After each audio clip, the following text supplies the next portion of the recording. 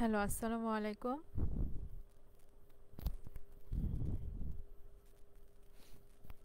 হ্যাঁ, ওয়ালাইকুম আসসালাম। সবাই কেমন আছো?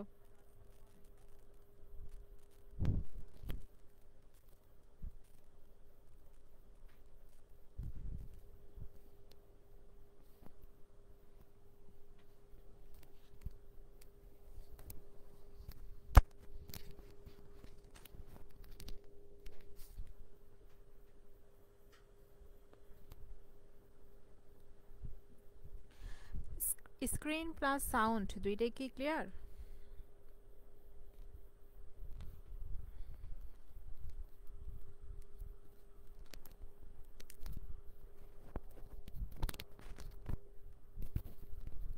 স্ক্রিন প্লাস সাউন্ড দুইটাই ক্লিয়ার কিনা একটু জানাও।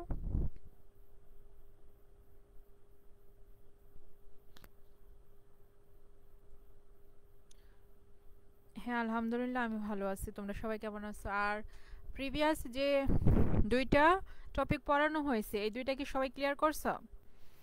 আর এখানে কিন্তু বেশ অনেক প্রশ্ন দেখবা তোমরা পার্ট বি অথবা পার্ট সি থেকেও তোমরা এখানে পাচ্ছ। সো ক্রিটিসিজমটা একটু কি খেয়াল করে পড়তে হবে যে এখানের প্রশ্নটা তুমি যেটা পার্ট সিতে পাচ্ছ কিংবা পার্ট বিতে পাচ্ছ ওই প্রশ্নটা কিন্তু তুমি পার্ট এতেও মাঝে মাঝে মানে পাইতে পারো। সো ওইভাবেই পড়তে হবে। প্রতিটা লাইন যখন পড়বা তখন একটু একটু কেয়ারফুলি পড়বা। বুঝতে পারছো? তাহলেই মনে হবে যে যেখান থেকে আসুক না কেন ইনশাল্লাহ পারবা। আলহামদুলিল্লাহ আমি ভালো আছি। আচ্ছা, সকল কিছু যদি ওকে থাকে তাহলে আমরা আমাদের ক্লাসটা শুরু করে দিই। ওকে, এটা আজকে করালে আরো দুইটা টপিক থাকবে, তো দুইটা টপিকের জন্য আবার 2 দিন লাগবে আর কি। আচ্ছা দেখো, আজকে হলো আমাদের টপিক প্রিফেস টু শেক্সপিয়ার। ওকে,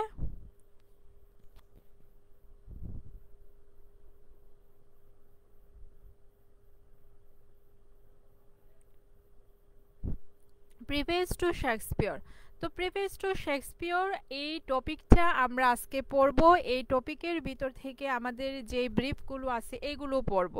আর তোমাদেরকে বারবারই একটা জিনিস সাজেস্ট করব যে যখন পার্ট বি পার্ট সি পড়বা ক্রিটিসিজমের চোখ নাক কান সকল কিছু খোলা রেখেই পড়বা, যাতে ওইখান থেকে প্রশ্ন আসলে তোমরা পেতে পারো, মানে পারো। যেমন তোমরা কি উইলিয়াম সি মানে কি অ্যান অ্যাপোলজি ফর পোয়েট্রি এটার মধ্যে কিন্তু আমরা একটা পার্ট সিতে পাই যে এখানে কি করছে, সিডনি পোয়েট্রিকে 3 ভাগে ভাগ করছে, এরকম একটা ইনফরমেশন কিন্তু আমরা পার্ট সিতে পাইছি। কিন্তু এরকম একটা প্রশ্ন তোমার পার্ট এতেও করতে পারে। সো কেয়ারফুলি পড়তে হবে। প্রতিটা বিষয়ের প্রশ্ন যখন পড়বা কেয়ারফুলি পড়বা, যাতে এই ইনফরমেশনটা তুমি পার্ট এতে আসলে পারো। আচ্ছা, প্রিফেস টু শেক্সপিয়র। তো প্রথমে আমাদের প্রশ্ন, হোয়াট ইজ প্রিফেস? প্রিফেস কি? প্রিফেস হলো একজন অথর তার বই সম্পর্কে প্রথম দিকে মানে বইয়ের শুরুর দিকে যে মন্তব্যটা বা যে স্টেটমেন্টটা সে দিয়ে থাকে এইটাই মূলত এক কথায় প্রিফেস। যেমন তোমরা যদি আমাদের হ্যান্ডনোট নিয়ে থাকো, হ্যান্ডনোটের কিন্তু একদম প্রথম দিকে এই হ্যান্ডনোটটা কি সম্পর্কে, এই হ্যান্ডনোটের ভিতরে কি কি জিনিস আছে, এই সকল কিছুর কিন্তু একটু ছোট্ট সাম আপ করা আছে। আর উপরে কিন্তু হেডলাইনের মধ্যে দেওয়া আছে প্রিফেস টু, মানে হ্যান্ডনোটের প্রিফেস এরকম একটা কথা দেওয়া আছে।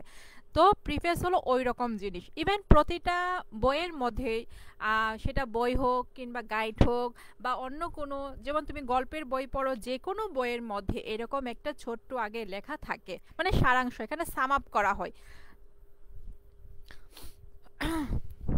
তো প্রিফেস এখানে আমরা পড়ি 3টা জিনিস রাখছি, তোমাদের কাছে যেটা ইজি মনে হয় সেইটাই দিবা। A preface is an author's introductory remarks at the beginning of a book.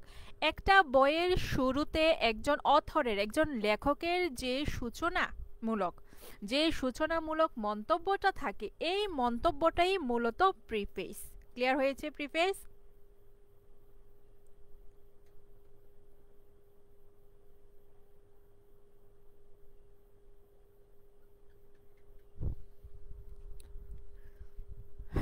Clear হয়েছে? তো প্রথমে প্রথম লাইনটার মধ্যে প্রিফেস কি বলা হচ্ছে, যে একটা বইয়ের শুরুতে অথরের মানে লেখকের যে ইন্ট্রোডাক্টরি, মানে পরিচয়মূলক যে মন্তব্যটা বা সূচনামূলক যে মন্তব্যটা থাকে, এই মন্তব্যটাই মূলত প্রিফেস। এখন মনে করে এটা তোমার কাছে ভালো লাগতেছে না, তো অন্যরকম ভাবেও দিতে পারো। চলো দেখি। A preface is an introductory statement at the beginning of a book or other written work. তো এই প্রিফেসটা হলো একটা বই কিংবা অন্য কোনো লিখিত কাজের একটা ইন্ট্রোডাক্টরি একটা মন্তব্য। এক কথা যেটাই হোক সেটা হলো এটা বইয়ের প্রথমে বসবে। ওকে, আবার কি এটা কিন্তু রিটেনে হবে, মানে আমি কথা বলতেছি, আমি কোনো একটা বিষয় নিয়ে কথা বলতেছি, এখানে কোনো প্রিফেস হবে না, এটা লিখিত রাইটিং এর ক্ষেত্রে হতে হবে। আবার বলতে পারো, এটা যদিও 3 নাম্বারটা বড়, a preface is an introductory section of a book or document. তো এই প্রিফেক্সটা হলো একটা বই কিংবা কোনো দলিল, কোনো ডকুমেন্টের যে পরিচয় পর্বটা বা পরিচয় কি অংশটা থাকে, এই অংশটা often written by the author, যেটা প্রায়ই অথর দ্বারা মানে লেখক দ্বারা লেখা হয়, that provides context or background information about the content। এই বিষয়টা মানে এই বইটা এই দলিলটা কি সম্পর্কে, এই সম্পর্কে এই বিষয় সম্পর্কে যে বিভিন্ন ব্যাকগ্রাউন্ড ইনফরমেশন দিয়ে থাকে, এটাই মূলত প্রিফেস। তো আমার মতে, আমার দৃষ্টিতে হলো 3 নম্বর ডেফিনেশনটা মানে সুন্দর। হোয়াট ইজ প্রিফেস সকলের কাছে ক্লিয়ার হয়েছে? আমার মতে হলো 3 নাম্বারটা মানে বেস্ট। এখানে মানে বলা হয়েছে প্রিফেসের মধ্যে অবশ্যই একটা টেক্সট কোন কনটেক্সটে লিখিত হয়েছে এবং একটা কি টেক্সট কোন পরিপ্রেক্ষিতে এটা রচনা করা হয়েছে, এই সকল কিছু ইনফরমেশন কিন্তু দেওয়া থাকে। তো আমার কাছে এটা হলো 3 নাম্বার যে বলছি, এই 3 নাম্বার পয়েন্টটা হলো আমার কাছে বেস্ট মনে হয়, আমার কাছে ভালো মনে হয়েছে, ইনফরমেটিভ। আর তোমাদের কাছে যেটা ইজি লাগে তোমরা সেটাই দিবা। ওকে, আচ্ছা। তো যারা একদম ইজি খুঁজো, ইজি কিন্তু প্রথমটাই, প্রথম যেটা এটাই আছে। আচ্ছা, 2 নাম্বার প্রশ্ন, who is Shakespeare? Shakespeare K? Shakespeare আসলেই কে? শেক্সপিয়ার তুমি কাকে জানো? ওনাকে কি চিনো শেক্সপিয়ারকে? শেক্সপিয়র হলো ইংরেজি সাহিত্যের একজন গ্রেটেস্ট ড্রামাটিস্ট। এখন উনি যেহেতু কবিতাও লিখছে, তাই তুমি এখানে বলতে পারো যে Shakespeare is the greatest poet dramatist of English literature. Okay, তো শেক্সপিয়ার হলো ইংরেজি সাহিত্যের একজন অন্যতম কবি নাট্যকার। যেহেতু কবিতাও লিখছে তাই কবিতা কথাটা দিলে মানে ভালো। যদি তুমি মনে করো না আমি কবি পোয়েট দিব না, শুধু ড্রামাটিস্ট দিব, ওকে ফাইন, ড্রামাটিস্ট দাও, সমস্যা নাই, কারণ উনি মেইনলি কিন্তু অ্যাজ আ ড্রামাটিস্ট হিসাবেই পরিচিত। তারপর বলছে 3 number, what does antiquity serve in criticism? ক্রিটিসিজমের মধ্যে অ্যান্টিকুইটি মানে আগের যে সাহিত্যকর্মগুলো আছে, এই সাহিত্যকর্মগুলোকে বোঝানো হয়েছে। তো ক্রিটিসিজমের মধ্যে অ্যান্টিকুইটি কি ধরনের কাজ করে, এটার কাজ কি? Antiquity is always considerated as a quality to জাজ আ রাইটার। তো অ্যান্টিকুইটি হলো একজন লেখককে জাজ করার, বিচার করার যে সে কেমন রাইটার, তার লেখাগুলো প্রিভিয়াস লেখাগুলো থেকে কি ভালো না খারাপ, এই যে একটা জাজমেন্ট করার জন্য অ্যান্টিকুইটিটা হলো একটা মাপদণ্ড অথবা একটা কোয়ালিটি হিসাবে কাজ করে, বা এটা কোয়ালিটি হিসাবে এটাকে বিবেচনা করা হয়। এখন অনেক সময় প্রশ্ন করতেও পারে যে হোয়াট ইজ অ্যান্টিকুইটি, অ্যান্টিকুইটিটা কি? তো এটা হিসাবে তোমার নিচে আমি একটু সংক্ষেপে লিখে রাখছি। এটা antiquity is the quality of being old, মানে প্রাচীনতা বা কি প্রাচীনতা হলো কিসের কোয়ালিটি, কিসের গুণ? বিং ওল্ড, পুরাতন হওয়ার একটা গুণ।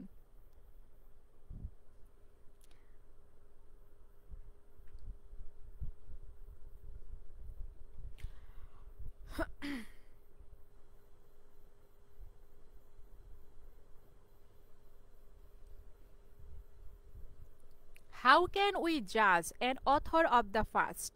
অতীতের যে রাইটাররা আছে, যে লেখকরা আছে, তাদেরকে আমরা কিভাবে জাজ করতে পারি, কিভাবে তাদেরকে বিচার করতে পারি যে সে কি তার রাইটিংগুলো ভালো, তার রাইটিংগুলো কি খারাপ, এই যে মন্তব্যগুলো আমরা কিভাবে করতে পারি। We can judge an author of the past by the continuation of regard and esteem through the ages. Continuation বলতে কি বুঝো বলো? কন্টিনিউয়েশন, কন্টিনিউয়েশন এই প্রশ্নটা মনে হয় তোমরা গ্রুপের মধ্যে আলোচনা করছিলে খুব সম্ভবত। দেখো কন্টিনিউয়েশন মানে কি, কমেন্ট করো তাড়াতাড়ি।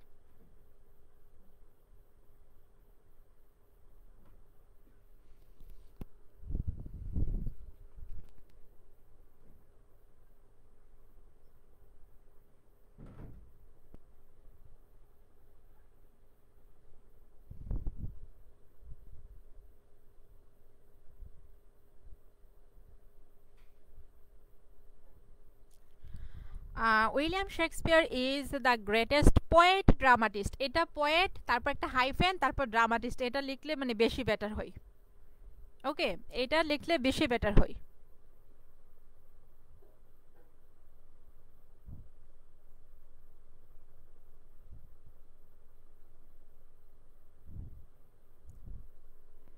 ধারাবাহিকতা বা অব্যাহত রাখা, হ্যাঁ হবে, এই দুইটা অর্থ হবে। তো চলো দেখে এখানে কি বলছে। উই ক্যান জাজ an author of the first, আমরা অতীতের যে লেখকরা আছে তাদেরকে জাজ করতে পারি, বিচার করতে পারি, by the continuation of regard, তাদের কথা যে বিবেচনা করা হয়, তাদের রাইটিংগুলোকে বিবেচনা করা হয় এই বিবেচনার ধারাবাহিকতার মাধ্যমে, and esteem through the ages, এবং যুগের পর যুগ যে তাদেরকে সম্মান দেওয়া হইতেছে, তাদের রাইটিংগুলোর যে মানে বিবেচনা করা হচ্ছে, এই সকল কিছুর মাধ্যমেই মূলত অতীতের লেখকদেরকে আমরা জাজ করতে পারি। ওকে, তারপর 5 number, what type of characters does Shakespeare present in his dramas, Shakespeare তার নাটকের মধ্যে কোন ধরনের কি টাইপের ক্যারেক্টার সে উপস্থাপন করছে। সে কিন্তু পার্টিকুলার কোনো দেশের কোনো ক্যারেক্টারকে সে রিপ্রেজেন্ট করছে না, সে কিন্তু ওভারঅল যে মানুষ, এই মানুষের মানে তার ক্যারেক্টারের মধ্যে ওভারঅল মানুষ, হিউম্যান বিংসকে সে রিপ্রেজেন্ট করছে। এটা কিন্তু আমরা প্রিভিয়াস টু শেক্সপিয়ারের মধ্যে পড়েছি। ইভেন তার বিভিন্ন যে প্রশ্ন আছে এই প্রশ্নের মধ্যে আমরা দেখছি যে ওইরকম সে কোনো পার্টিকুলার কোনো জাতিকে কিংবা পার্টিকুলার কোনো দেশকে সে রিপ্রেজেন্ট করে নাই।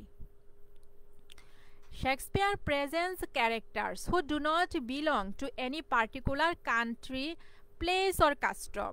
তো শেক্সপিয়র তার নাটকের মধ্যে কোনো নির্দিষ্ট দেশ, জায়গা কিংবা কোনো নির্দিষ্ট দেশের প্রথা বা রীতিনীতি, এই কোনো রীতিনীতিতে বিলং করে ওই রকম মানুষকে সে তার ড্রামার মধ্যে কি করে নাই, প্রেজেন্ট করে নাই, but are the real progeny of human community. কিন্তু তার ক্যারেক্টার ছিল মানে বাস্তবিক মানুষের যে মানে বাস্তব মানুষ, এই বাস্তব মানুষগুলোকে সে তার ক্যারেক্টার হিসেবে প্রেজেন্ট করছে। ওকে, এখানে হলো মানুষ জাতিকে, কোনো পার্টিকুলার কোনো দেশের মানুষ, এই যেমন রোমান কোনো কিংকে সে শুধু রোমান কিংয়ের মধ্যেই বজায় রাখে নাই, আবার কোনো একটা শেফার্ডকে সে শুধু শেফার্ডের মধ্যেই বজায় রাখে নাই, মানে ওই দেশের শেফার্ডের মধ্যে সে বজায় রাখে নাই। শেফার্ডের মাধ্যমে সে সমগ্র মানে পৃথিবীর যে কোনো জায়গার শেফার্ডের আচার আচরণ কী রকম হবে, তার চালচলনটা কী রকম হবে, এটা সে রিপ্রেজেন্ট করছে, এটা সে উপস্থাপন করছে। একজন কিং, সে রোমের কিং হোক কিংবা সিসিলির কিং হোক কিংবা অ্যাথেন্সের কিং হোক, সে একজন কিংয়ের মাধ্যমে মানে রোমের কিংয়ের মাধ্যমে সে যে কোনো কিং কীরকম আচরণ করতে পারে এই সকল ব্যাপার সে তার রাইটিংয়ের মাধ্যমে, স্পেশালি তার ড্রামাজের মাধ্যমে সে প্রেজেন্ট করছে। তাই এখানে বলা হচ্ছে যে উইলিয়াম শেক্সপিয়র তার নাটকের মধ্যে কোনো নির্দিষ্ট দেশের, কোনো নির্দিষ্ট জায়গার কিংবা কোনো নির্দিষ্ট আচার মানে গোষ্ঠীর, কাস্টম বলতে এখানে কোনো একটা সম্প্রদায় বলতে পারি, যে কোনো সম্প্রদায়ের মানুষকে সে প্রেজেন্ট করছে না, বরং সে করছে সাধারণ মানুষকে। ওকে, প্রথম পাঁচটা সকলের কাছে কি ক্লিয়ার হয়েছে? প্রথম পাঁচটা are the real progeny of common humanity, মানে এখানে সাধারণ মানুষকে সে তার লেখার মাধ্যমে, বাস্তব জীবনের মানুষকে তার লেখার মাধ্যমে সে উপস্থাপন করছে, কোনো পার্টিকুলার কোনো ব্যক্তিকে নয়, কোনো পার্টিকুলার কোনো দেশের নাগরিককে নয়। বুঝাতে পারছি? প্রথম পাঁচটা সকলের কাছে ক্লিয়ার হয়েছে কিনা জানাও।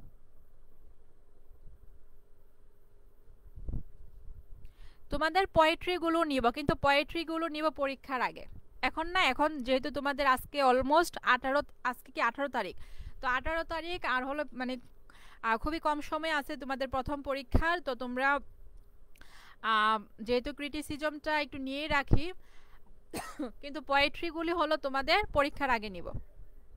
ক্লিয়ার হয়েছে? আচ্ছা, 6 number, what is the speciality, বানানটা মিস্টেক হয়েছে।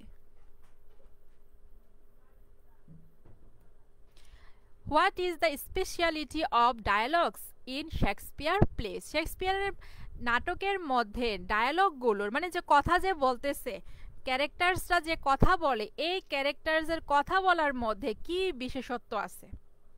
The dialogues in Shakespeare plays are based on actual conversation of people, মানে বাস্তব জীবনে মানুষ যেরকম ভাবে একজন আরেকজনের সাথে কথা বলে, এই কথা বলার উপরে ভিত্তি করে তার নাটকের ডায়ালগসগুলো নেওয়া হয়েছে, বা এগুলোকে এভাবে কি প্ল্যান করা হয়েছে। বুঝাতে পারছি? এক কথায় তার নাটকের ডায়ালগসের স্পেশালিটি হলো তার নাটকের ডায়ালগসগুলো বাস্তব জীবন থেকে নেওয়া হয়েছে, বাস্তব জীবনের কনভারসেশনের উপরে ভিত্তি করে এগুলো করা হয়েছে।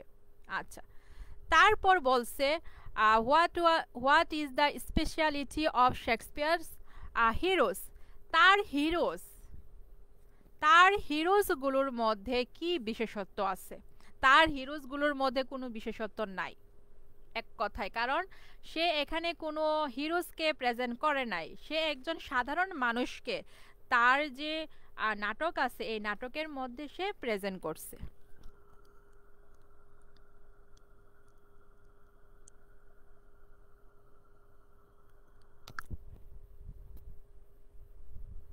The heroes in Shakespeare are neither giants nor the pygmies, মানে এখানে বলতেছে উইলিয়াম শেক্সপিয়ারের নাটকের যে হিরোগুলো আছে, যেমন ম্যাকবেথ, হ্যামলেট, তারপর হলো অথেলো, এই যে নায়করা, অরল্যান্ডো, এই নায়করা কোনো জায়ান্টস না, মানে তাদের আকৃতিটা একদম দৈত্যকার না, আবার তারা খুবই পিগমিস না, মানে ছোটও না, লিলিপুটদের মতো। লিলিপুট তো চিনি নাকি?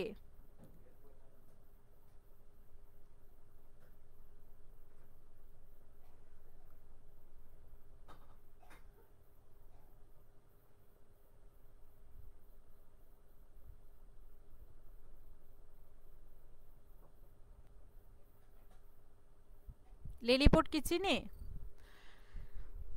তো এখানে প্রথমে বলতেছে উইলিয়াম শেক্সপিয়ারের নাটকের হিরোজগুলো না জায়ান্টস না pygmies, they are the real man who act or speak like human beings, তারা হলো মানে কি সত্যি বাস্তবের মানুষ, যারা বাস্তব মানুষের মতো কথা বলে কিংবা অভিনয় করে। ওকে, পরবর্তীগুলো দেওয়া তোমার ইচ্ছে, যারা মনে করো যে এটা দিতে পারবা ওকে ফাইন দাও, না হলে এতটুকু মানে হিউম্যান বিংস এই অবধি দিলেই ক্লিয়ার। আর এইটা কিন্তু 2 লাইনেই দিতে হবে, কারণ প্রথম লাইনটা যদি দাও তাহলে হচ্ছে এখানে আনসারটা ইনকমপ্লিট থেকে যাবে।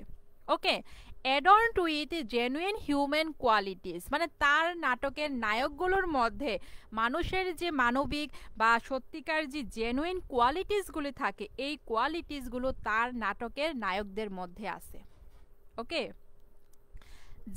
যারা মনে করো যে অ্যাডর্নড উইথ জেনুইন হিউম্যান কোয়ালিটিস এটা দিবা না, ওকে ফাইন দিও না, কিন্তু হিউম্যান বিংস অবধি দিতে হবে, প্রথম থেকে একদম হিউম্যান বিংস অবধি দিতে হবে, না হলে প্রশ্নের উত্তরটা ইনকমপ্লিট থেকে যাবে। আচ্ছা, 8 নম্বর, হু ওয়াজ Thomas রাইমার, Thomas রাইমার K?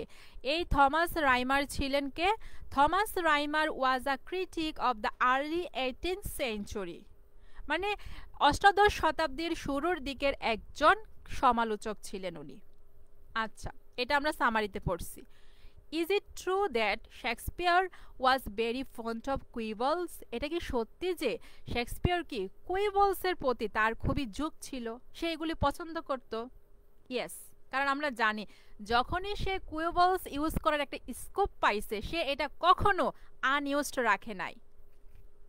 Yes, Shakespeare was very much fond of quibbles. Okay, 10 number, who is Voltaire? Voltaire কে ছিলেন? Voltaire is a great philosopher, critic and political leader of France. উনি মূলত ফ্রান্সের একজন বিখ্যাত দার্শনিক, সমালোচক এবং রাজনৈতিক নেতা ছিল, মানে নেতা প্রেজেন্ট টেন্সে। প্রথম 10টা সকলের কাছে ক্লিয়ার হয়েছে? প্রথম 10টা, প্রথম 10টা কি সকলের কাছে ক্লিয়ার হয়েছে?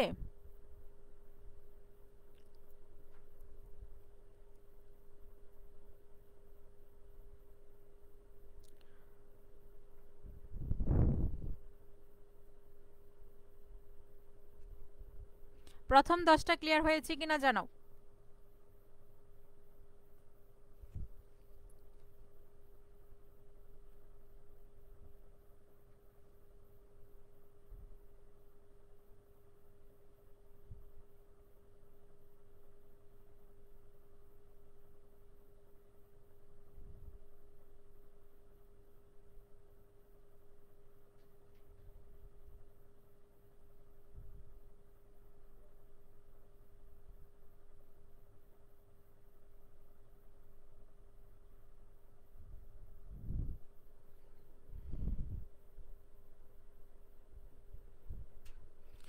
ওকে, ক্লিয়ার? আচ্ছা, তারপর দেখো 11 নাম্বার কি বলছে, হোয়াট ইজ ফিলোলজি? ফিলোলজি শব্দটা কি আমরা শুনছি? ফিলোসফি শুনছি, কিন্তু ফিলোলজি কিন্তু হয়তোবা আমরা শুনি নাই। ফিলোলজি হলো যেখানে ভাষার কিভাবে উৎপত্তি ঘটে, ভাষাটা কিভাবে ডেভেলপমেন্ট হয় এবং ভাষার যে পরিবর্তনটা হয়, এটার যে বিস্তারিত আলোচনা কিংবা বৈজ্ঞানিক আলোচনা, এটাই মূলত ফিলোলজি, মানে লিঙ্গুইস্টিক্সের সমার্থক শব্দ। ওকে, তো হোয়াট ইজ ফিলোলজি? ফিলোলজি কি? ইট is the science of language, এটা হলো ভাষার বিজ্ঞান, which deals with the origin, development and changes of language, যেটা মূলত ভাষার অরিজিন, এটার উৎপত্তিটা কোথায় থেকে হয়েছে, এটার ডেভেলপমেন্টটা বিকাশটা কিভাবে হয়েছে,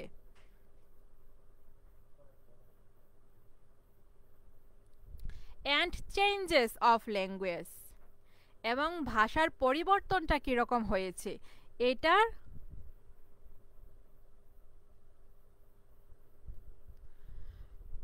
এটার কি এটার কি করে আলোচনা করে। তারপর বলতেছে, এখন মনে করো এটা যদি তোমার কাছে একটু বড় মনে হয়, দেন তুমি এটা একটু অন্যরকম ভাবে দিতে পারো যে it is the study of language in its broadest sense, মানে এটা হলো ভাষার আলোচনা, কিন্তু এটা কি ব্যাপক অর্থে ভাষার আলোচনা। অথবা তুমি দিতে পারো কি, philology is the study of language in written historical sources. তো ফিলোলজি হলো ভাষার যে অধ্যয়নটা, আলোচনাটা, এটা হলো লিখিত ঐতিহাসিক সোর্সের ভিত্তিতে করা হইব। এখন আমার মনে হয় যে এত কিছুর থেকে, মানে 3টার থেকে প্রথম 2টা, এই 2টাই তোমাদের কাছে ইজি মনে হবে, আর আমার কাছে মানে বেস্ট মনে হচ্ছে প্রথম আনসারটাই। আচ্ছা, তারপর হলো হু ওয়াজ ক্রেটো? ক্রেটো কে? ক্রেটো ছিলেন রোমান স্টেটসম্যান অ্যান্ড অরেটর। স্টেটসম্যান বলতে কি বুঝো? স্টেটসম্যান কথাটা কিন্তু আমাদের কাছে একটা পরিচিত একটা শব্দ, তাই না? তো কি বলা হচ্ছে, হু ওয়াজ ক্রেটো? ক্রেটো কে ছিলেন? ওয়াজ কিন্তু ফার্স্ট টেন্স, তো Cato was the Roman statesman and orator. তো ক্রেটো ছিলেন একজন রোমান কূটনীতিবিদ এবং অরেটর, সুবক্তা। এখন একই জিনিস হু ব্যবহার করছে বলে আমরা এখানে বুঝতে পারছি যে এটা হলো ব্যক্তি বোঝাইছে, কিন্তু তোমাকে এই একই প্রশ্ন যদি হোয়াট দিয়ে করে, তখন কিন্তু এটা একটা রাইটিং বুঝাবে। যেমন হোয়াট ইজ ক্যাটো, ক্যাটো কি, তখন হবে এটার উত্তর হবে আ ট্রাজিক প্লে বাই এডিসন, এডিসনের একটা ট্রাজিক প্লে। বোঝাতে পারছি? 12 নম্বরের যে পার্থক্যটা এটা কি বুঝছো? 12 নম্বরের যে পার্থক্যটা, যদি হু দিয়ে বলে তাহলে রোমান স্টেটসম্যান অ্যান্ড অরেটরের মানে আনসার করবা, কিন্তু যদি বলে হোয়াট ইজ ক্যাটো, ক্যাটো কি, তাহলে কি হবে এডিসনের যে একটা রাইটিং, এই রাইটিং এর কথা দিতে হবে। ক্লিয়ার হয়েছে?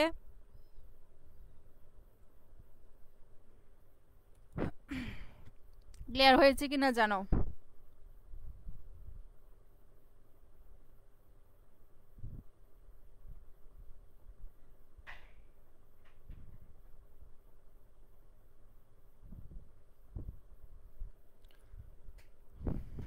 আচ্ছা, ক্লিয়ার হলে ভালো। তারপর 13 নম্বর প্রশ্ন, হু ইজ ক্যালিবান, ক্যালিবান কে? তো ক্যালিবান হিসাবে আমি মনে করি সংক্ষিপ্ত আকারে এই উত্তরটাই দাও, যে Caliban is a character in Shakespeare's Tempest, Shakespeare's play the Tempest. আচ্ছা, শেক্সপিয়ার্স প্লে দাও, আর দেন হলো দ্য টেম্পেস্ট দাও। ওকে, শেক্সপিয়রের যে মানে সোয়ান সং মানে হলো লাস্ট সাহিত্যিক কর্ম। তো উনি টেম্পেস্ট রচনা করেছিল, এই টেম্পেস্টের মধ্যে একটা ক্যারেক্টার ছিল, যে ক্যারেক্টারের নাম হলো ক্যালিবান। এখন মনে করো না ক্যালিবানের আকৃতিটা কি রকম, ক্যালিবান ছিল half man half fish. Okay, এর আকৃতিটা ছিল এইরকম। তো এখানে কি বলছে, Caliban half man and half fish creature in Shakespeare's play কি the Tempest plays an important role as a comic character. তো এতটুকু আমার দরকার নাই, আমি মনে করি 2 নাম্বার পার্টটা দিলেই তোমার হয়ে যাবে।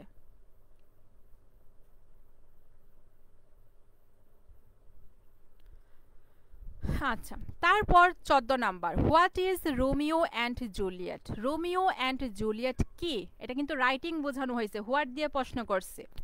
তো Romeo and Juliet is a highly romantic tragedy written by Shakespeare, আর কোনো দরকার পড়বে না।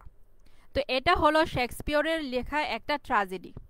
ওকে, রোমান্টিক ট্র্যাজেডি মানে এখানে রোমান্টিক কাহিনীও আছে প্লাস ট্রাজিক কিছু ইভেন্টসও আছে। তারপর 15 নাম্বার, হু ওয়াজ পপ, পপ কে ছিলেন? এটা কিন্তু রোমান যে পপ মানে রোমান চার্চের যে প্রধান পপ, এই পপ না, এটা হলো আলেকজান্ডার পপ, যেটা দ্য রেপ অফ দ্য লকের অথর। তো Alexander pop was the greatest poet of the 18th century English literature, অষ্টাদশ শতাব্দীর ইংরেজি সাহিত্যের একজন বিখ্যাত কবি। কে ছিলেন? Alexander pop. তারপর বলতেছে how did pop edit Shakespeare's work, মানে শেক্সপিয়রের সাহিত্য কর্মগুলোকে স্পেশালি তার ড্রামাস তার প্লেসগুলোকে সে কিভাবে এডিট করছে, কিভাবে এডিট করছে। দেখো, সে নিজস্বভাবে করে নাই, এখানে সে যে একটা অলস, এই অলসতার প্রমাণ সে দিয়েছে এখানে। Pope relied on those authors who had edited Shakespeare's works, মানে সে মূলত কি শেক্সপিয়রের কাজের যে মানে কাজকর্মগুলোকে যেমন তার নাটকগুলোকে অন্যান্য যে অথর্সরা এডিট করছে, এই এডিটরদের উপরে সে নির্ভরশীল ছিল।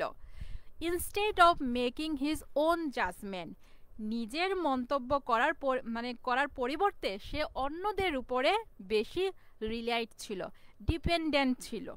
ওকে, তার মানে সে উইলিয়াম শেক্সপিয়র সম্পর্কে যে জাজমেন্টটা দিছে এটা কিন্তু প্রপার হবে না, পিওর হবে না, অথেন্টিক হবে না, কারণ সে অন্যের উপরে নির্ভর করে উইলিয়াম শেক্সপিয়র সম্পর্কে মতামত মন্তব্য সে দিতে চাচ্ছিল বা দিয়েছে। 17 number, what is pops opinion about the duty of N editor.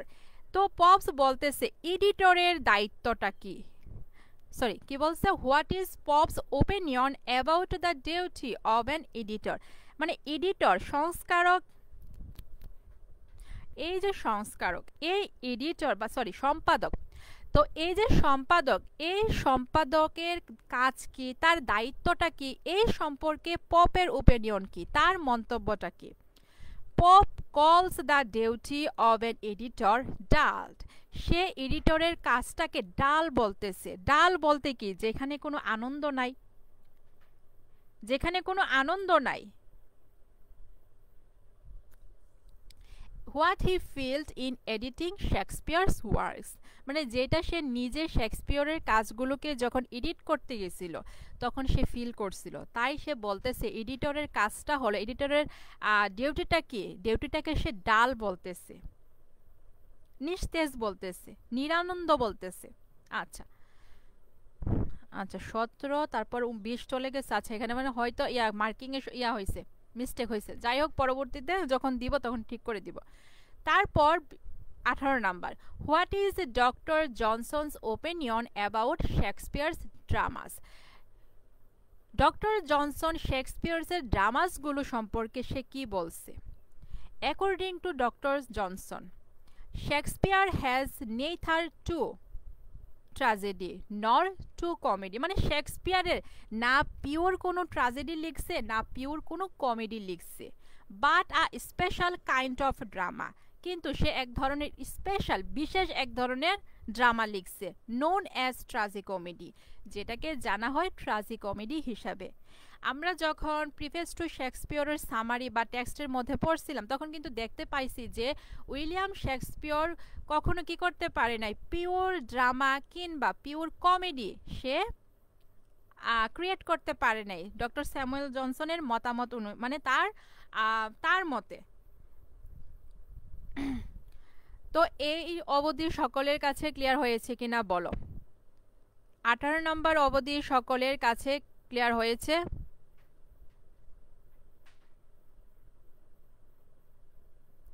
18 নম্বর সকলের কাছে ক্লিয়ার হয়েছে কিনা জানাও।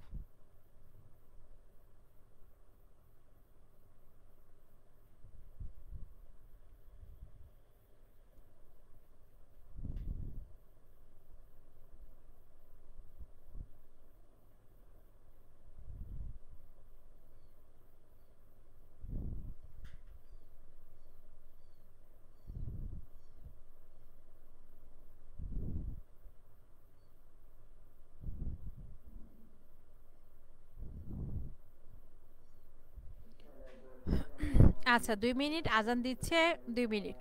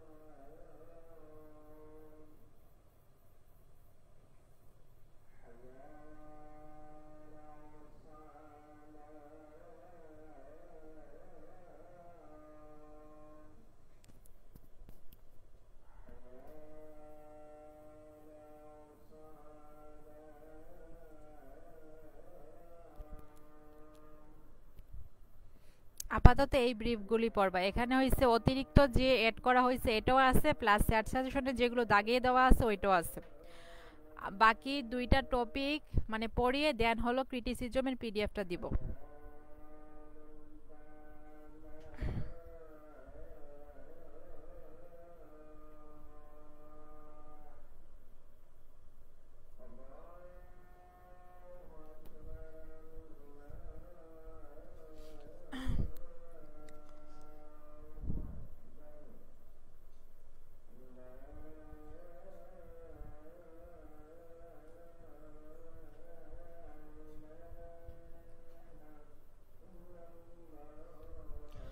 আচ্ছা, তারপরটা হলো 19 number, what is Doctor Johnson's allegation about the plots of Shakespeare's dramas?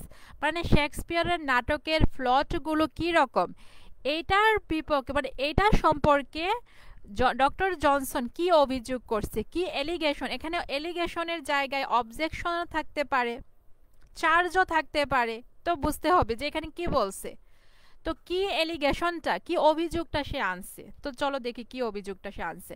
Doctor Johnson alleges that Shakespeare's plot are loosely connected, মানে William শেক্সপিয়ারের নাটকের যে প্লটগুলো সেগুলো কি লুজলি মানে খামখেয়ালি ভাবে সে এগুলোকে একটার সাথে আরেকটা কানেক্ট করছে, ওয়েল অর্গানাইজড না, এক কথায়।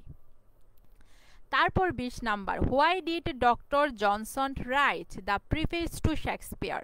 সে কেন প্রিফেস টু শেক্সপিয়ারটা লিখছে, তো চলো দেখি কেন।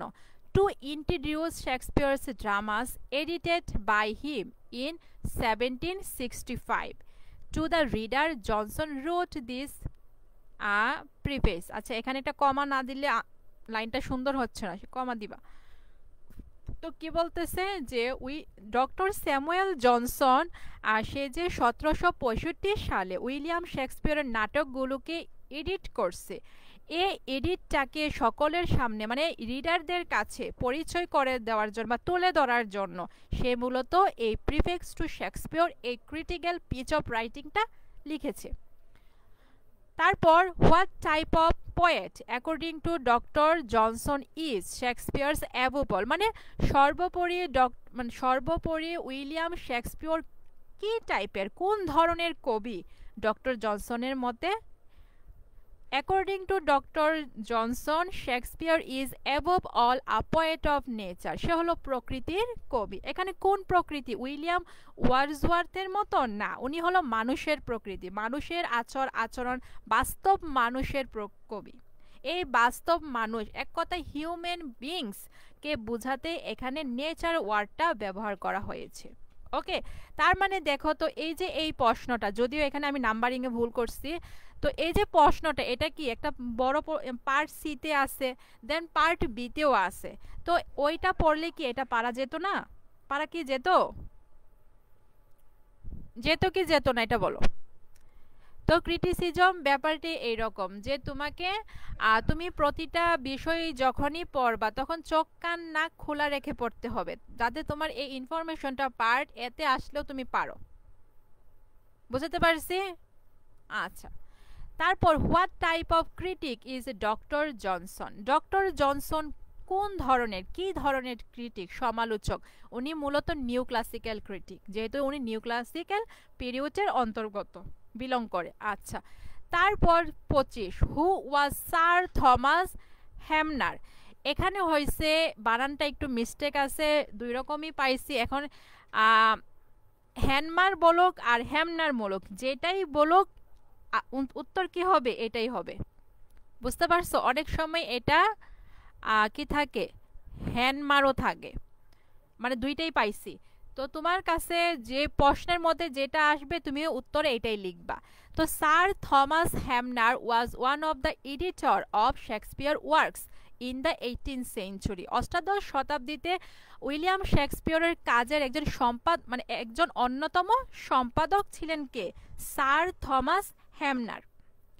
তারপর বলতেছে হু ওয়াজ মিস্টার উপটন? উপটনটা কে ছিল? শেক্সপিয়ারের ক্রিটিক ছিল, শেক্সপিয়ারের সমালোচক ছিলেন। তারপর 27, who was doctor Gray? Doctor Gray কে?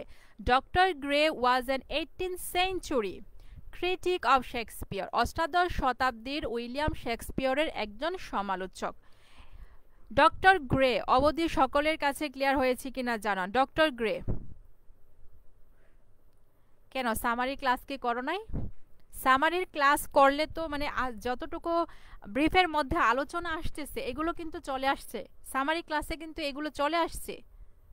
তো এক কথায় কিন্তু বলতে পারি যে তোমরা কিন্তু এখানে এই ক্লাসটা রিভিশনে এক কথাই করতেছো, তাই না? এক কথায় কিন্তু এই ক্লাসটা তোমরা রিভিশনই করতেছো, কারণ সামারির অনেক কথা এখানে কিন্তু চলে আসতেছে। যেটা সামারি যখন পড়াইছিলাম, টেক্সট যখন পড়াইছিলাম, তখন কিন্তু এই কথাগুলো, খুঁটিনাটি কথাগুলো আসছিল।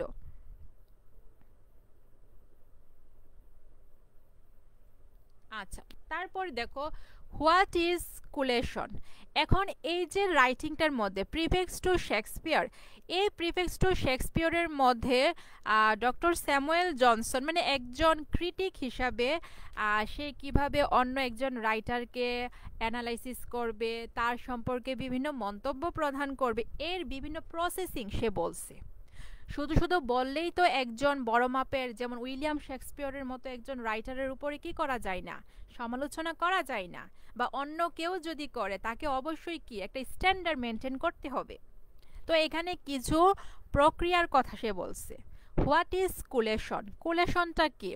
তো আমার মনে হয় প্রথমটা থেকে আমি দ্বিতীয়টা যেটা লিখছি এটা বেশি তোমরা মানে মনে রাখতে পারবা। তো দ্বিতীয়টা আগে পড়ি, চলো। কুলেশনটা কি? Collation refers to the systematic comparison of different versions of the same text, মানে একই টেক্সটের যে বিভিন্ন ভার্সনে এটা প্রকাশিত হয়, এই বিভিন্ন ভার্সনে যে প্রকাশিত হয়েছে এটার মধ্যে একটা পদ্ধতিগত তুলনা। To identify variations, errors and points of agreement, এই যে বিভিন্ন যে পরিবর্তনগুলো হয়েছে, ভুলগুলো হয়েছে, বিভিন্ন যে এগ্রিমেন্ট মানে যে কিছু কিছু মিল খুঁজে পাওয়া গেছে, এটার মধ্যে যে পদ্ধতিগত একটা কম্পারিজন তুলনা, এই তুলনাটাই মূলত কুলেশন। বোঝাতে পারছি কুলেশন? এখানে কি বলছে প্রথমটা, এটা হলো স্যাট সাজেশনের, যে collation is a careful comparison between copies of text, manuscripts or books, মানে এটা হলো বইয়ের কিংবা পাণ্ডুলিপির কিংবা টেক্সটের কপির মধ্যে একটা কেয়ারফুল, একটা সূক্ষ্ম একটা তুলনা। To learn the differences between them for the truth, এটার মধ্যে কি পার্থক্যটা করা হয়েছে, কি পরিবর্তনটা আসছে, পরিবর্তনটা হয়েছে এটা জানতে। তো আমার মনে হয় যে 2 নাম্বারটা দিলে বেশি বেটার হয়। তো তোমাদের যেটা ইচ্ছে তোমরা সেটাই দিতে পারো। আচ্ছা, তারপর বলতেছে হোয়াট ইজ কনজাংচার, মানে কি? কনজাংচার মানে হলো অনুমান করে কিছু বলা। আমরা কি অনেক সময় অনেক কিছু অনুমান করেই বলে ফেলি না? অনুমান কোনো সলিড প্রমাণ ছাড়াই কি অনেক সময় অনেক কিছু বলে ফেলি। তো এই কথাটা এখানে বলতেছে, দেখো, conjecture is a guess to put forward an opinion, এটা হলো এক ধরনের অনুমান যেটা কি আমরা কোনো ওপিনিয়ন আমাদের মতামত রাখতে আমরা পেশ করি। Formed without facts as proof, যেটা কোনো প্রমাণ ছাড়াই করা হয়। তো এটা দিতে পারো তোমাদের ইচ্ছে, আবার এটাকে অন্যভাবে দিতে পারো, যেমন conjecture is a term use to describe an idea, opinion or conclusion formed without sufficient evidence or proof, এটা হলো একটা টার্ম যেটা মূলত ব্যবহার করা হয় কোনো আইডিয়া, কোনো ওপিনিয়ন বা কোনো একটা তুমি কোনো সিদ্ধান্ত নিয়েছো এই সিদ্ধান্তটাকে বর্ণনা করতে। Without sufficient evidence or proof মানে কোনো পর্যাপ্ত পরিমাণ কোনো এভিডেন্স নাই, এভিডেন্স তো বুঝি, সাক্ষ্য নাই, কোনো প্রমাণ নাই, এই প্রমাণ ছাড়াই কোনো একটা ব্যাপার, কোনো একটা আইডিয়া, কোনো একটা ওপিনিয়ন বা কোনো একটা সিদ্ধান্তে আমরা উপনীত হয়েছি, এটার যে বর্ণনাটা করা হয় এটাই মূলত কনজাংচার। ওকে, তোমার যেটা খুশি সেটা দাও। আচ্ছা, তারপর কি বলছে হোয়াট ইজ এমেন্ডেশন, এমেন্ডেশনটা কি? এমেন্ডেশনটা হলো দ্বিতীয়টা আগে পড়ি, দেখো। Emendation means taking out errors from a book, একটা বইয়ের মধ্যে যে ইরর্সগুলো, ভুলগুলো, ত্রুটিগুলো হয়েছে, এই ত্রুটিগুলো মানে এই ত্রুটিগুলোকে বোঝানো হয়েছে, এই ত্রুটিগুলোকে বোঝানো হয়। Or a passage in a book, অথবা একটা বইয়ের প্যাসেজের মধ্যে যে ভুলগুলো থাকে এই ভুলগুলোকে খুঁজে খুঁজে বের করা, এটাই মূলত এমেন্ডেশন। অথবা একই বিষয়টাকে তুমি একটু অন্যভাবে বলো, emendation refers to the process of making corrections, improvements or revisions to a text, document or work, যে কোনো একটা টেক্সটের, একটা ডকুমেন্টের কিংবা একটা ওয়ার্কের মধ্যে যে কারেকশনস করা হয় এবং এটা কিভাবে কারেকশন করলে এটা আরো কিভাবে মানে ইমপ্রুভ হবে, এবং এটার মধ্যে যে একটু রিভিশন করা, রিভিশনের মাধ্যমেই তো আমরা কারেকশনগুলো করতে পারি। তো এই প্রক্রিয়াগুলোকেই মূলত এমেন্ডেশন বলা হচ্ছে। এক কথায় একটা রাইটিংয়ের মধ্যে ভুল ত্রুটিগুলো খুঁজে বের করে এগুলোকে রেকটিফাই করা বা কারেকশন করা, এটাই মূলত এমেন্ডেশন। এতটুকু এমেন্ডেশন অবধি সকলের কাছে কি ক্লিয়ার হয়েছে?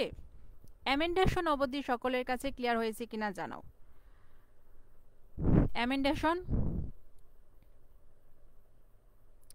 এমেন্ডেশন অবধি সকলের কাছে ক্লিয়ার হয়েছে? বলো।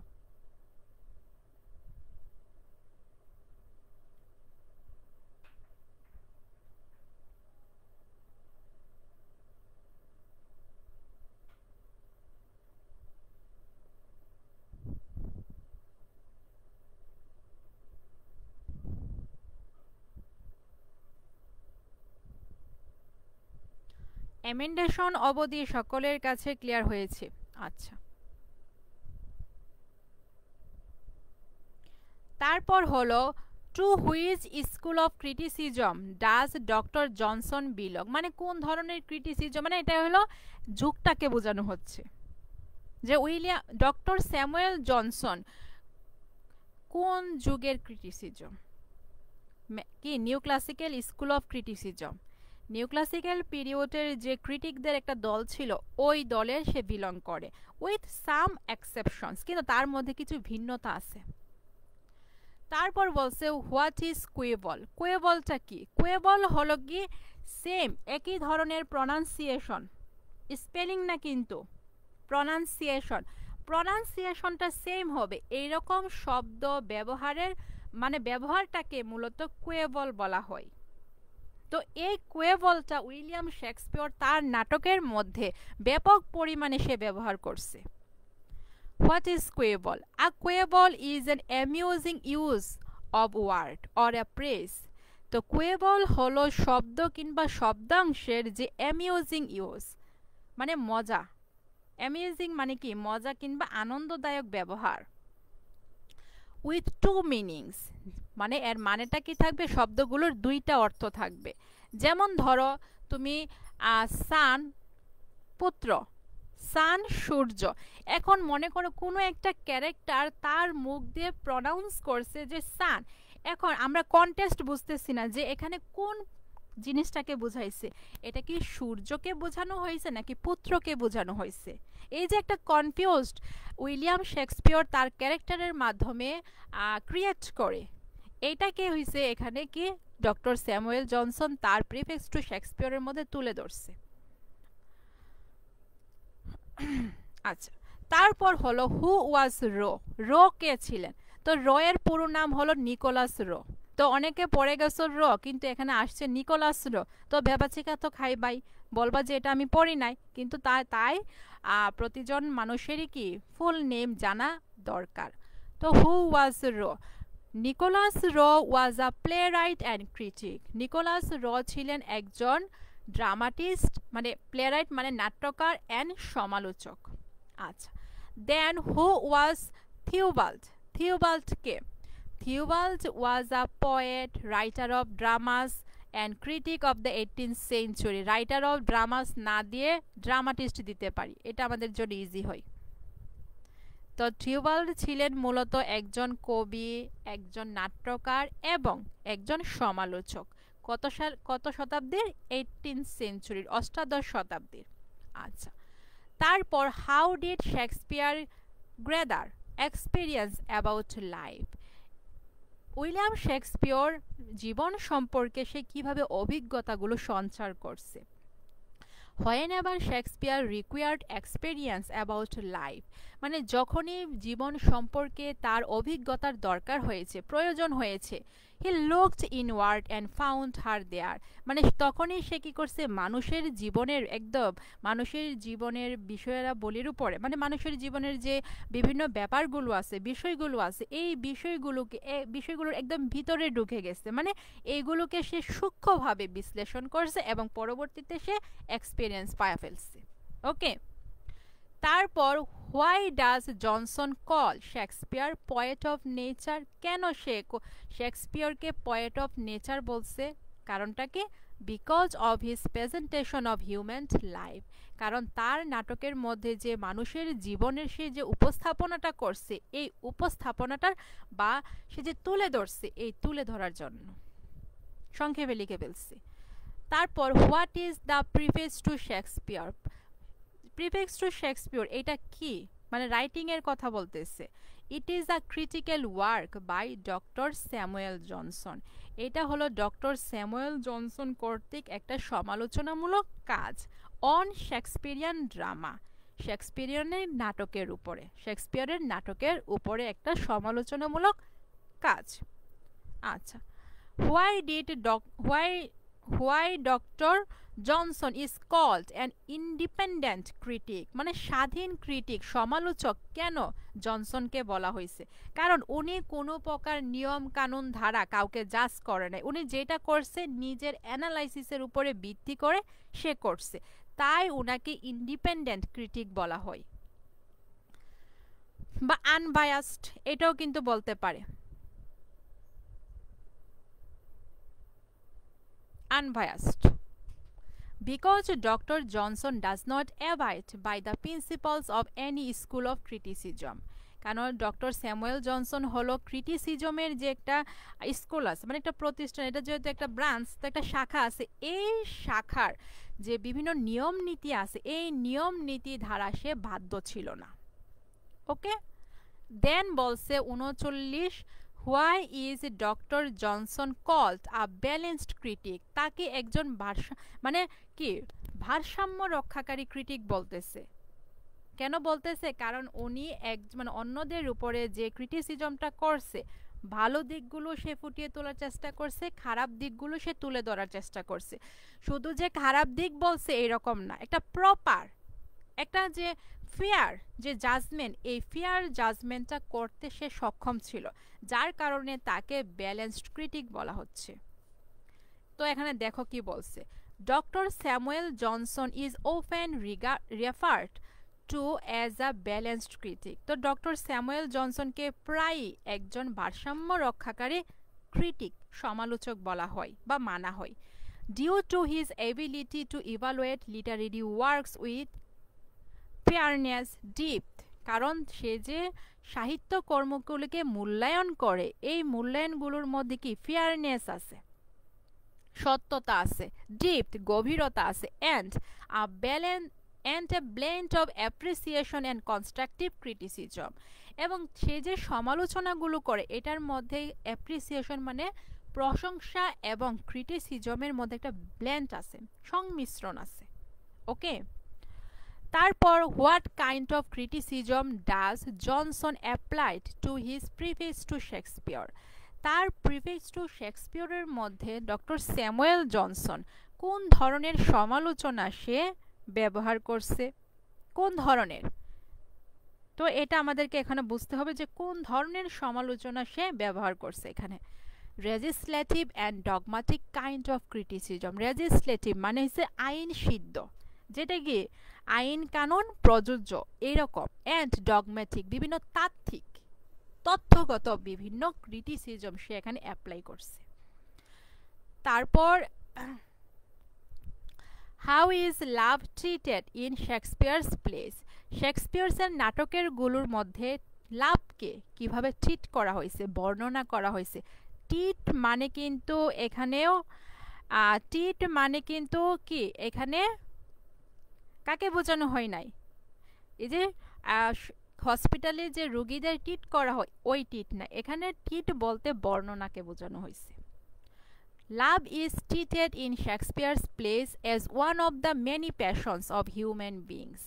তো লাভটা হলো উইলিয়াম শেক্সপিয়ারের নাটকের মধ্যে অনেকগুলো যে আমাদের মধ্যে যে অনেক আবেগ থাকে, যেমন লাভ থাকে, অ্যাঙ্গার থাকে, হেট থাকে, জয় থাকে, এই অনেকগুলো প্যাশনসে একটা বোঝানো হয়েছে, অন্যতম একটা বোঝানো হয়েছে, but not as the sole passion, কিন্তু মেইন প্যাশন হিসাবে না, শুধু একমাত্র এই প্যাশন হিসাবে কি করা হয়েছে না, লাভটাকে প্রেজেন্ট করা হয় নাই, এটাকে প্রেজেন্ট করা হয়েছে অনেকগুলো প্যাশনের মধ্যে একটা। আমাদের অনেক আবেগ আছে, কখনো আমরা কি রাগ করি, কখনো আমরা অনেক কিছু ডিজায়ার করি, কখনো আমরা অনেক সময় হেট করি, এই যে বিভিন্ন আবেগ আছে এই আবেগগুলোর অন্যতম একটা, not as the sole passion. Okay, তারপর what are the primary passions of human life, মানুষের জীবনের প্রাথমিক প্যাশনসগুলো বা মৌলিক প্যাশনসগুলো কি কি? Love, hate, desire, joy, wonder and sorrow, এগুলো হলো আমাদের জীবনের যে প্রাইমারি প্যাশনস, এই প্রাইমারি প্যাশনস। ওকে, তারপর বলতেছে what according to Johnson is the highest quality of Shakespeare. এটা স্যার সাজেশনে নাই, নিচেরগুলো স্যার সাজেশনে নাই কিন্তু দেখবা। তো এখানে বলা হচ্ছে জনসনের মতে শেক্সপিয়রের সবচেয়ে হাইয়েস্ট কোয়ালিটি, সবচেয়ে বড় মাপের গুণ কোনটা?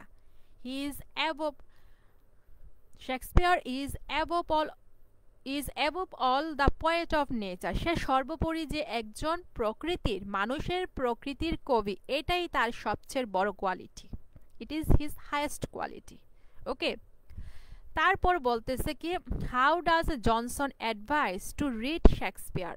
তো সে পাঠকদেরকে, অডিয়েন্সদেরকে কিংবা রিডার্সদেরকে সে কি বলতেছে, সে কিভাবে ইনস্ট্রাক্ট করতেছে বা সাজেস্ট করতেছে বা অ্যাডভাইস করতেছে যে উইলিয়াম শেক্সপিয়রের নাটক যদি তুমি পড়তে চাও তাহলে কিভাবে পড়বা। Johnson advises to read Shakespeare's plays first from the beginning to end. মানে উইলিয়াম শেক্সপিয়রের নাটকের শুরু থেকে শেষ অবধি পড়ার জন্য সে উপদেশ দিচ্ছে without the help of notes and comments. অন্যের নোটস কিংবা অন্যের মন্তব্য ছাড়াই এগুলো পড়তে হবে। কারণ অন্যের নোটস কিংবা অন্যের কমেন্টসের মাধ্যমে যদি আমরা উইলিয়াম শেক্সপিয়রের কোনো রাইটিংকে পড়ি তাহলে আমরা কি হয়ে যাব? বায়াসড হয়ে যাব। তারপর একটা বায়াসড তো বুঝি, মানে অন্য কোনো একজন রাইটারের কমেন্ট দ্বারা যদি আমরা উইলিয়াম শেক্সপিয়রকে জাজ করি তাহলে ওই রাইটারের দৃষ্টিকোণ থেকে আমরা উইলিয়াম শেক্সপিয়রকে জাজ করব। প্রতিটা মানুষেরই কি আলাদা আলাদা দৃষ্টিভঙ্গি আছে। আমি একটা জিনিসকে যেভাবে দেখব তুমি কিন্তু ওই জিনিসটাকে ওইভাবে দেখবা না। এখানে আমরা অনেকজন আছি, আমাদের প্রতিটা মানুষেরই কিন্তু পার্সপেক্টিভ, দৃষ্টিভঙ্গি কিন্তু আলাদা। ওকে, তাই এখানে এই ব্যাপারটাই মূলত জনসন বলতেছে অন্য কোনো অথরের নোটস কিংবা তাদের কমেন্টস, তাদের মন্তব্যগুলো ছাড়াই, এগুলোর সাহায্য ছাড়াই উইলিয়াম শেক্সপিয়রের নাটকগুলো আমাদেরকে পড়তে হবে। তাহলে আমরা কি একটা অথেন্টিক, একটা ফেয়ার একটা জাজমেন্ট করতে পারবো। আচ্ছা, তারপরেরটা হলো what is the secret of Shakespeare success in drama. Shakespeare যে নাটকের মধ্যে এতটা মানে সফল হয়েছে, এই সফলতার সিক্রেটটা কি? The representation of general nature. সাধারণ প্রকৃতির মানে সাধারণ মানুষের যে উপস্থাপনাটা বা বর্ণনাটা, এই বর্ণনাটাই মূলত তার সাকসেসের সিক্রেট। আচ্ছা, তারপরেরটা কি বলছে হোয়াট ইজ অ্যানাক্রোনিজম। এটা আমরা পার্ট সি প্রশ্ন পড়ার সময় পড়ছিলাম। এই যে ভায়োলেশন অফ 3 ইউনিটিস, এটার প্রশ্নটা পড়ার সময় আমরা পড়ছিলাম। তো হোয়াট ইজ অ্যানাক্রোনিজম, অ্যানাক্রোনিজমটা কি? তো anachronism is an error of chronology or timeline. এই যে ক্রনোলজি ওয়ার্ডটা কিন্তু আমাদের কি পরিচিত, কারণ আমরা ওইখানে ক্রনোলজি শব্দটা কি পড়েছি, তাই না?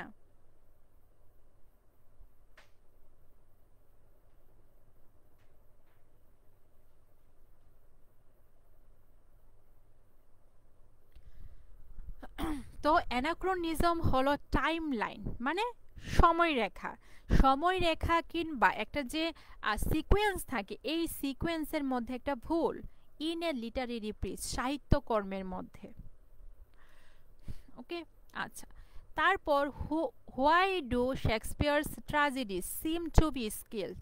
এটা পার্ট বিতে পড়ছি আমরা যে উইলিয়াম শেক্সপিয়রের কমেডি থেকে ট্র্যাজেডির মধ্যে তাকে বেশি স্কিলড মনে হয়, দক্ষ মনে হয়, কারণ এখানে সে বেশি এফোর্টস সে দিছে। Because he has to labour hard to write a tragedy. কারণ কি নাটক লিখতে, ট্র্যাজেডি নাটক লিখতে তাকে অনেকটা এফোর্টস, অনেকটা প্রচেষ্টা, অনেকটা পরিশ্রম তাকে করতে হয়েছে। এই কারণেই মূলত তার ট্র্যাজেডিসগুলো বেশি স্কিলড মনে হয়, দক্ষ মনে হয়। আচ্ছা, এখানের বিটা হবে ক্যাপিটাল।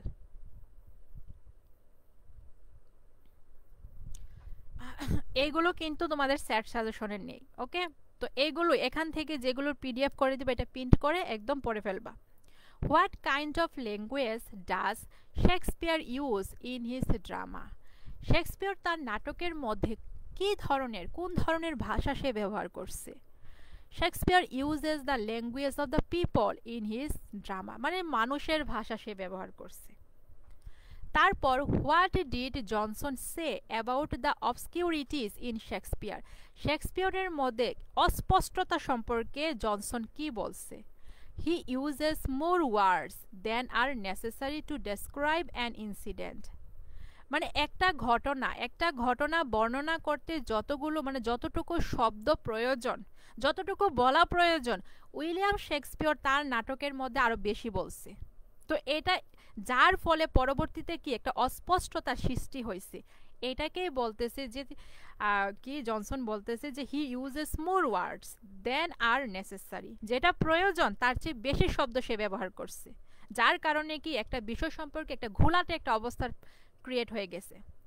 ওকে, দেন এইটা হলো যদি কোনো মন্তব্য আসে তাহলে এটা মানে উইলিয়াম শেক্সপিয়র সম্পর্কে যদি কোনো ক্রিটিক বা কোনো রাইটারের কোনো মন্তব্য আসে তাহলে এই প্রশ্নটা আসতে পারে, তাই আমি এই প্রশ্নটা এখানে রাখছি। Who said Shakespeare had little Latin and less Greek, মানে এই বেন জনসন সে কি কমেন্ট করছিল যে উইলিয়াম শেক্সপিয়র হলো তেমন এডুকেটেড না, ল্যাটিন বলো গ্রিক বলো এইগুলো সম্পর্কে তার তেমন কোনো নলেজ নাই। তো এই কথাটা কে বলছে? বেন জনসন বলছে, এই যে গল্পনির রাইটার বেন জনসন।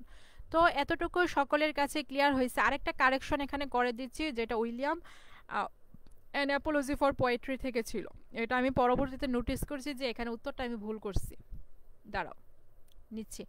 এই প্রিফেস টু শেক্সপিয়র সকলের কাছে ক্লিয়ার হয়েছে কিনা এটা কমেন্টে জানাও।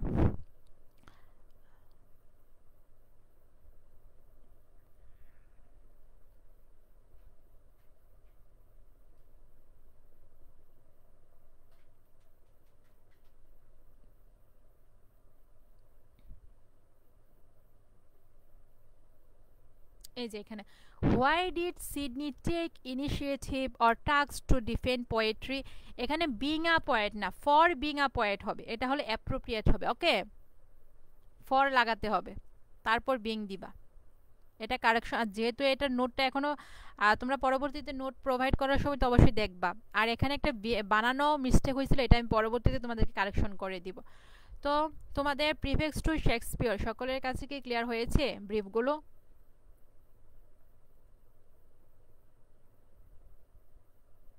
ব্রিফগুলো ক্লিয়ার হয়েছে কিনা?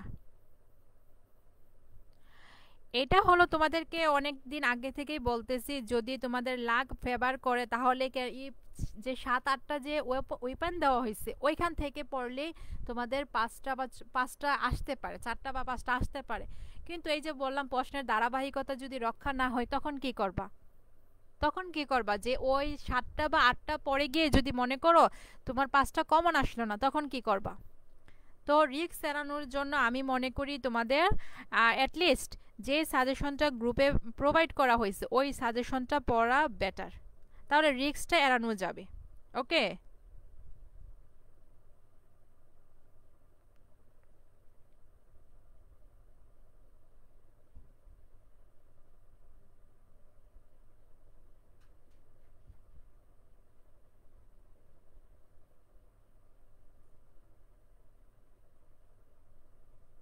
ক্লিয়ার হয়েছে?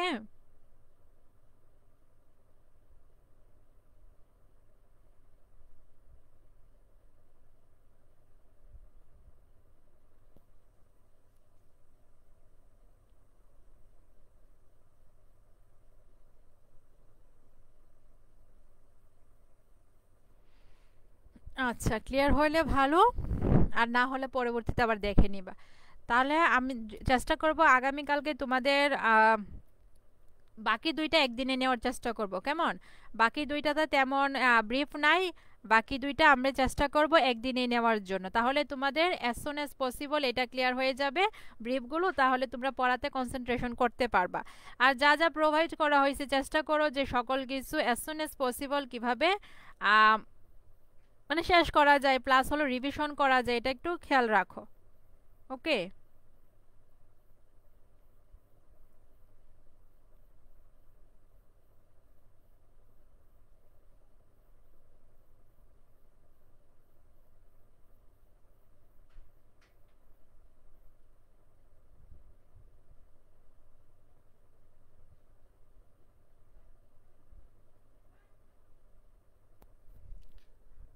হ্যাঁ, অবশ্যই ব্রেথ অবশ্যই আছে। আচ্ছা ঠিক আছে, সবাই ভালো থাকো, সবাই রেগুলারিটি করো, রেগুলারিটি মেনটেন করো। এটা পরবর্তীতে বলতে পারো, সিচুয়েশনের উপরে ভিত্তি করে বলতে পারবো যে পরবর্তী ব্রিফগুলো কি নিব কিনা। ওকে, এটা হলো পরবর্তীতে বলা হবে। আর আপাতত পরীক্ষার আগে আর কোনো টপিকের ব্রিফ নিব না। ক্রিটিসিজমেই লাস্ট থাকো, ক্রিটিসিজম আর লিঙ্গুইস্টিক্সটা যেহেতু একটু ক্রিটিক্যাল, তো এই দুইটাই থাকুক। পরবর্তীতে ড্রামারটা দেখিয়ে নিতে পারি কিনা, ড্রামারটা দেখিয়ে নিতে পারি কিনা, দেন হলো পোয়েট্রিগুলোটা পোয়েট্রির আগে নিব, আর প্রোজটা প্রোজের আগে নিব। ওকে, প্রোজটা প্রোজের আগে, পোয়েট্রিগুলো পোয়েট্রির আগে নিব। আপাতত আর ব্রিফ নিব না, ক্রিটিসিজম শেষে ব্রিফ নিব না। আর হলো যদি তোমরা মনে করো এলিজাবেথিয়ান জ্যাকোবিয়ান এটা নেওয়া মানে নেওয়া প্রয়োজন, তখন নিতে পারে এটা, কিন্তু এটার সময় তোমাদের একটা টাইম একটা লস্ট হবে। তো দেখা যাক কি করা যায়। তো চেষ্টা করো যা যা পড়ানো হয়েছে সকল কিছু ক্লিয়ার করে রাখতে। আর সবার জন্য তো অবশ্যই দোয়া থাকবে। আর কি, আর হলো তোমাদের সবাইকে কি হ্যান্ড নোট গ্রুপটার মধ্যে একদিন লাইভ করব, লাইভ করে ওইখানে তোমাদের প্রেজেন্টেশন, আসলে এগুলো তোমরা থার্ড ইয়ারে পড়ো, প্রেজেন্টেশন সম্পর্কে আসলে অনেকের জানা দরকার, তবুও অনেকের অনেক প্রশ্ন থাকে, ওই প্রশ্নগুলো একদিন এসে ক্লিয়ার করার চেষ্টা করব, এটাই। আচ্ছা ঠিক আছে, আর সকলে ভালো থাকো, সবাই পড়াশোনাগুলো কন্টিনিউ করে আর কি, অনলাইনে না থাকলেও চলবে, এখন আপাতত পড়াশোনাগুলো কন্টিনিউ করে। ওকে, আল্লাহ হাফেজ।